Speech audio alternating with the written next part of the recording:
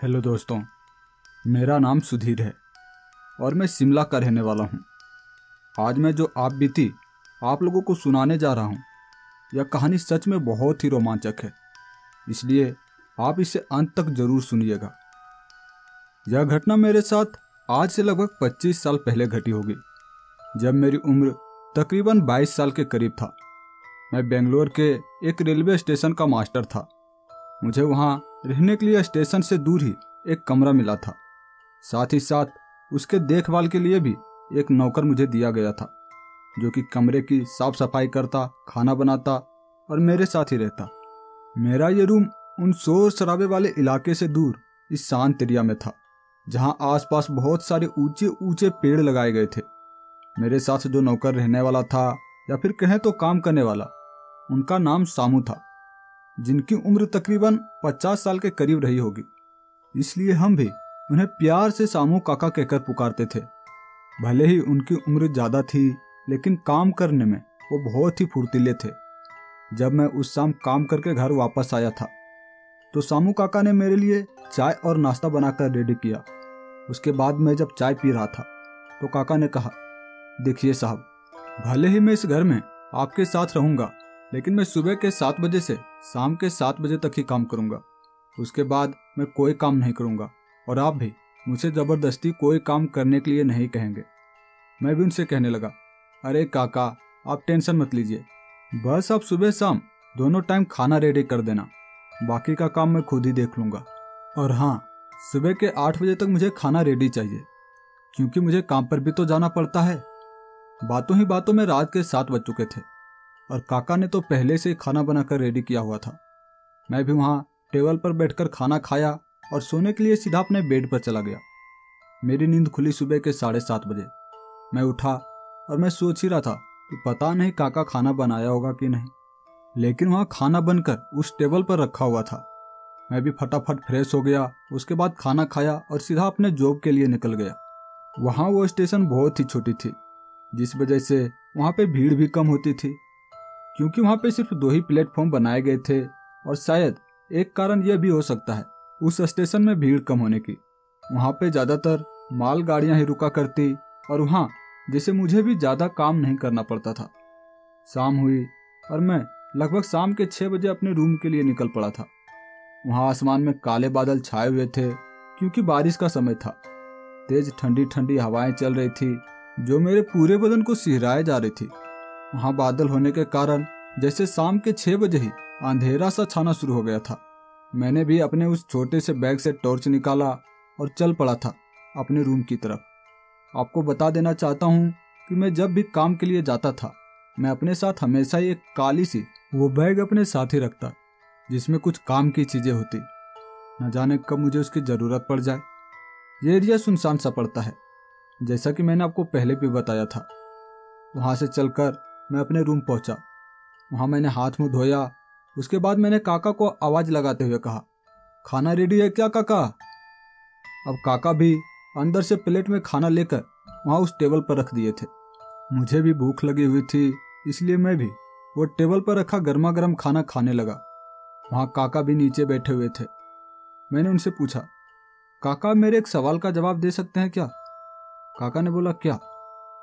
मैंने उनसे पूछा कि यहाँ इस इलाके में इतना सन्नाटा क्यों रहता है? क्या यहाँ आसपास कोई लोग नहीं रहते? क्योंकि मैं जब शाम को यहाँ आता हूँ तो यहाँ मुझे कोई दिखाई नहीं देता। इस पर सामू काका ने कहा।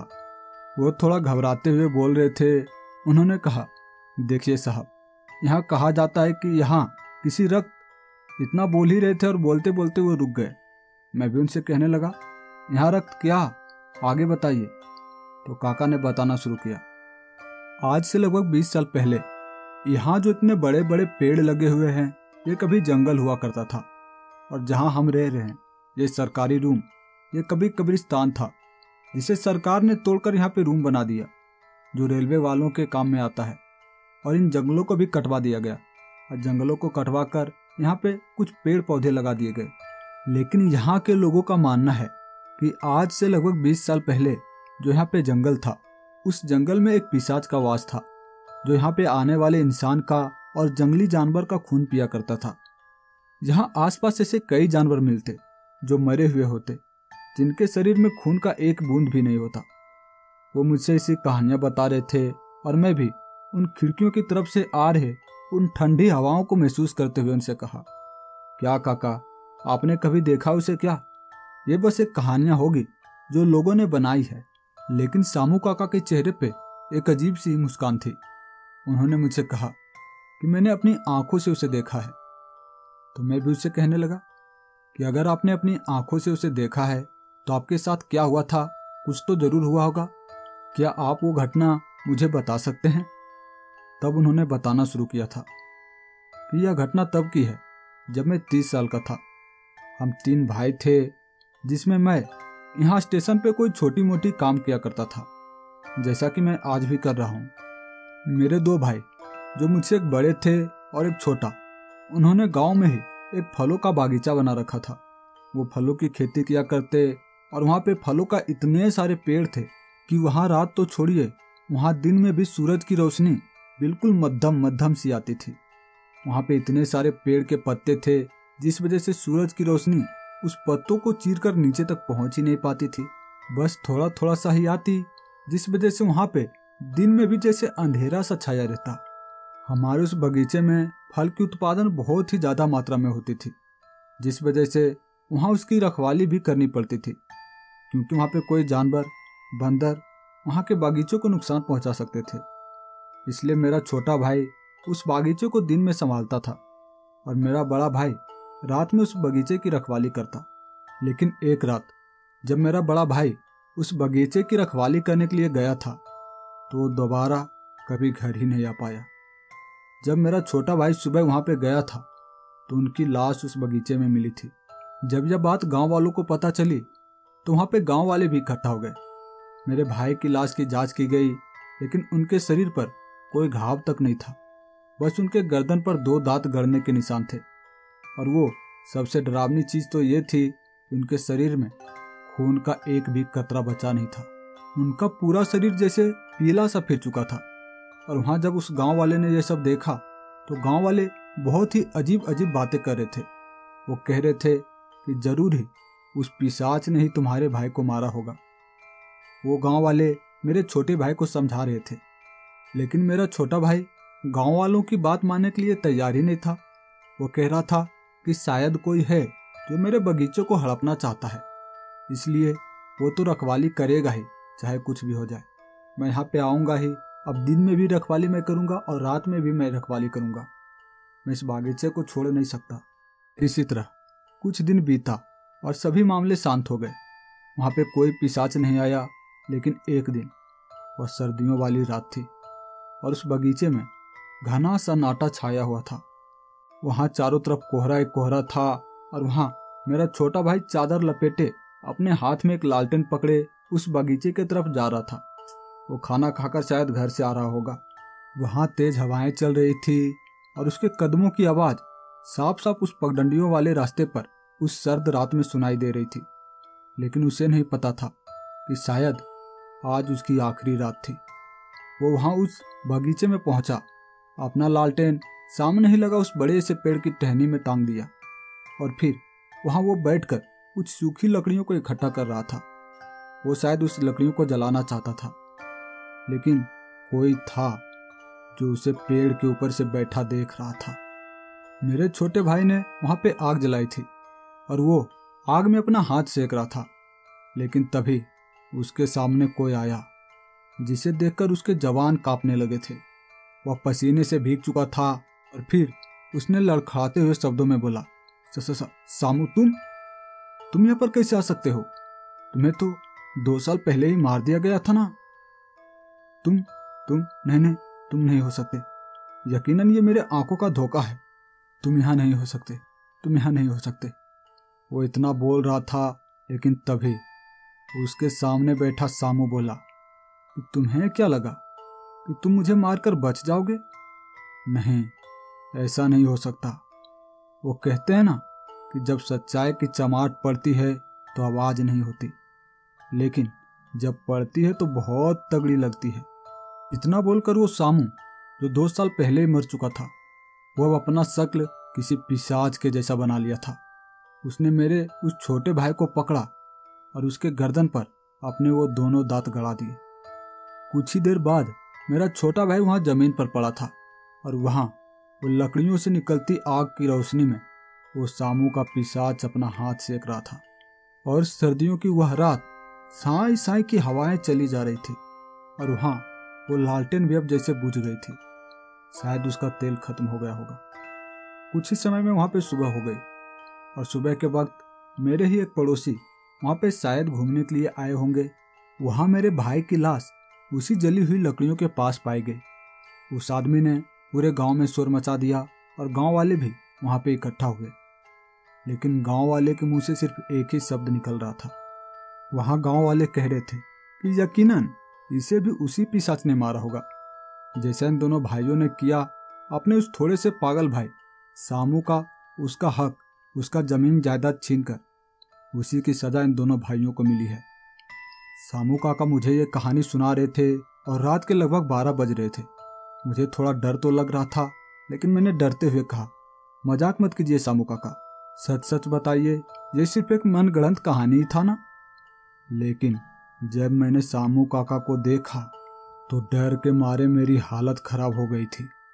मेरे दिल की धड़कन बहुत तेज हो गई थी और मैंने उसे डरते हुए कहने लगा, तो वो सामू काका आप हो जिसने अपने दोनों भाइयों को मारा था? वो हथियारा तुम ही हो? उनका चेहरा अब किसी पिशाच के जैसा बदल गया था और वो भी अब किसी पिशाच के रूप में थे।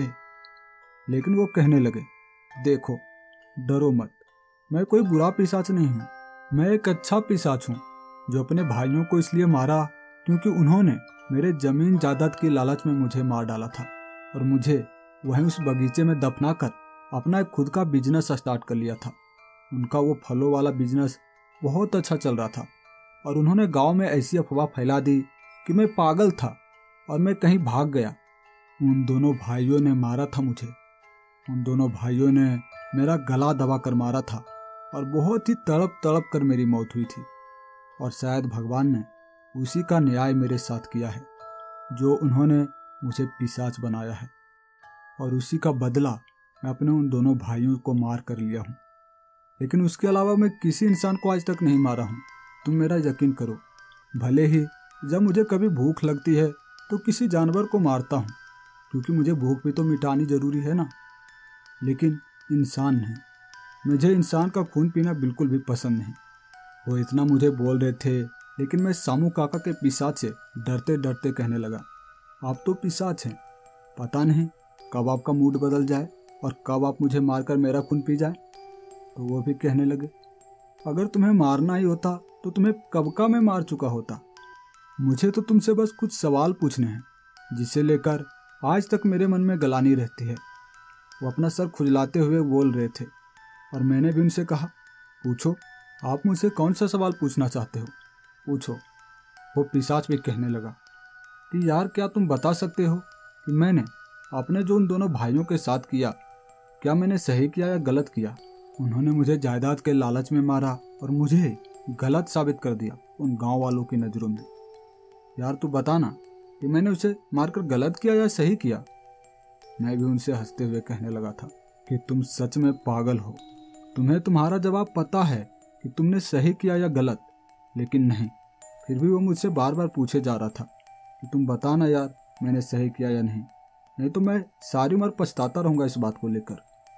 लेकिन मैं भी उनसे कहने लगा कि मुझे इसका जवाब नहीं पता, मैं भी तुम्हें किसी से पूछ कर बताऊँगा।